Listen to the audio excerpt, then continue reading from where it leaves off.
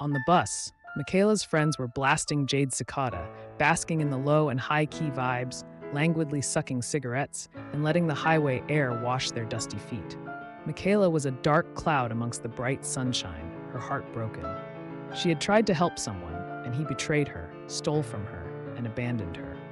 One of her new steampunk bohemian buddies, Grady, a buzz cut in navy and maroon thigh fisherman pants, a stitched linen vest, and a pair of oversized goggles resting on his forehead, gazed over at Michaela sympathetically. He looked exhausted, but not too exhausted to be a friend. "Hey, bruh, you okay?" He tapped her knee with rope-tied sandals that had seen many better days. Michaela turned away. "I'm fine," she muttered, looking out the window.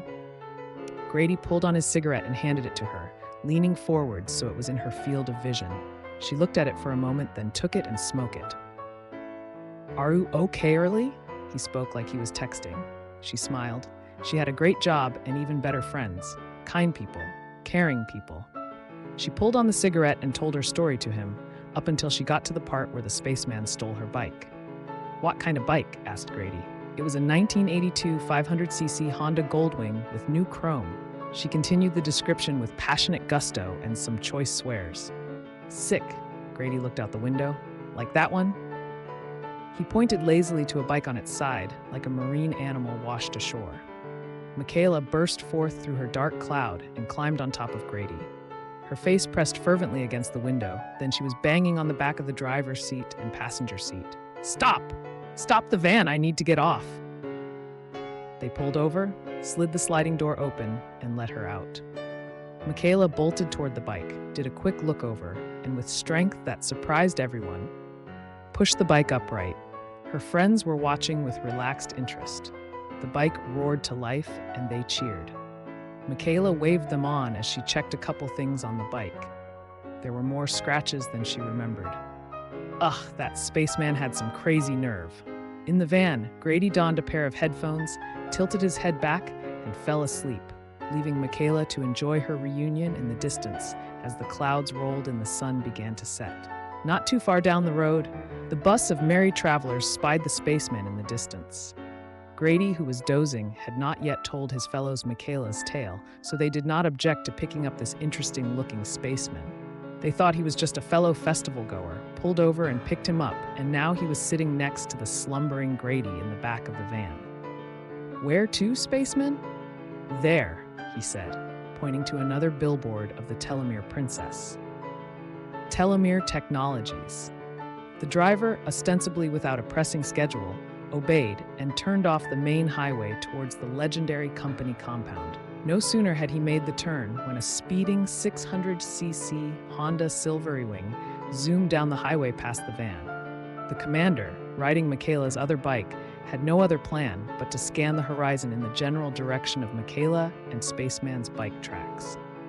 When they passed, however, he felt something in his gut, some familiarity, the unmistakable smell of home.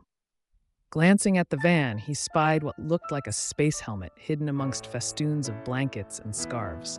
He navigated his bike towards the shoulder, impatiently waiting for the traffic to clear so he could turn around. He could not lose his quarry.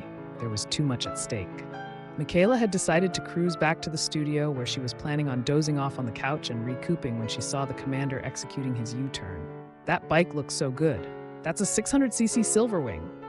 8081. Wait. Hey, that's my bike," she yelled.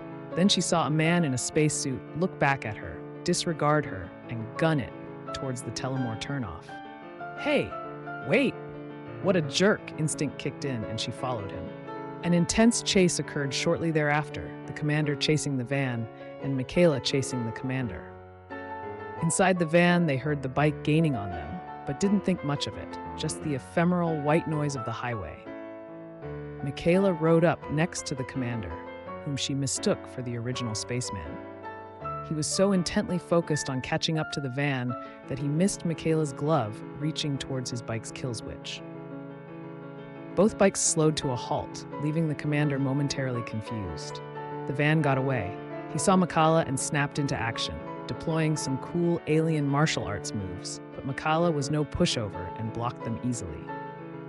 The commander's kicks and punches landed firmly on Michaela's forearms, but her leather jacket helped to soften the attacks enough to deter him.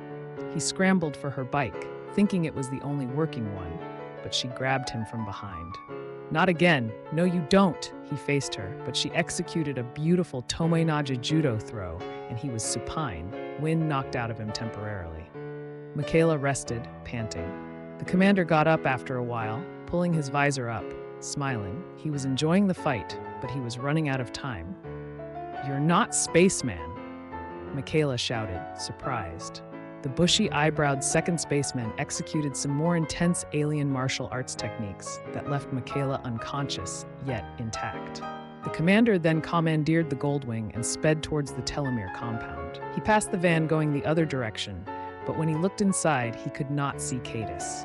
He pulled a U-turn, caught up to and questioned the steampunk bohemians, who were thoroughly amused and confused by the duplicate spaceman, but he got nowhere with them other than learning that they had dropped Cadus off at the compound. The commander sped off towards it at double speed.